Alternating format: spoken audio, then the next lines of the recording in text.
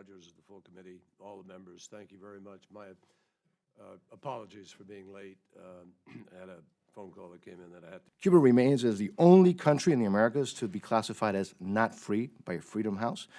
Mr. Secretary, by any objective measure, the Castro regime has not improved its human rights record. If anything, it has gotten worse. So, please, again, facts. Please reassure us and give us some facts of where the human rights situation has improved to reassure us that President Obama is not breaking his word of December 15th when he said that he would not visit if human rights conditions had not improved. Where specifically, Mr. Secretary, have the human rights conditions in Cuba on the island improved? To assist in efforts to protect their sovereignty. And we must provide, Mr. Secretary. But the President and we always said it's not, that component is not going to change as rapidly as other components, but it's changing. And you have to look at other countries that have gone through and are going through these kinds of transitions. ISIL, and I still hear continually the fact that you said that you were confident that we would defeat, you said Daesh, but most of us refer to ISIS or ISIL.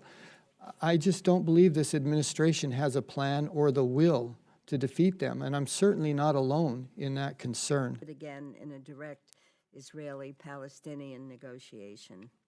And now the Iraqis have taken back 40% of the territory that they held in Iraq. We've liberated Tikrit. They have liberated Tikrit. They've liberated Ramadi. They're now moving on Heat. They're going to be doing that in Mosul. We've cut off the main road between Raqqa and Mosul. The secondary roads are being cut off. There have been more than 10,000 airstrikes. People have been eliminated from the battlefield. We're eliminating their money. They've cut their money to their fighters by 50%, in some cases eliminated it. We're taking away their source of revenue.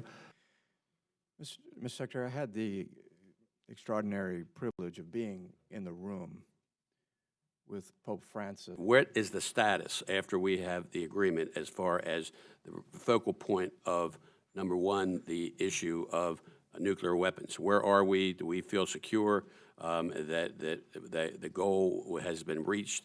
Iraqis, including Congresswoman Barbara Lee, requiring the president to submit to... Every aspect of what we laid out as a requirement has been, in fact, carried out, which is why implementation day took place appropriately with the IAEA signing off on it.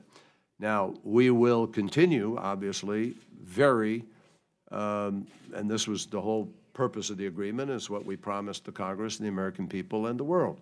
There will be an ongoing process of extremely intrusive but agreed upon verification of the continued compliance with this agreement.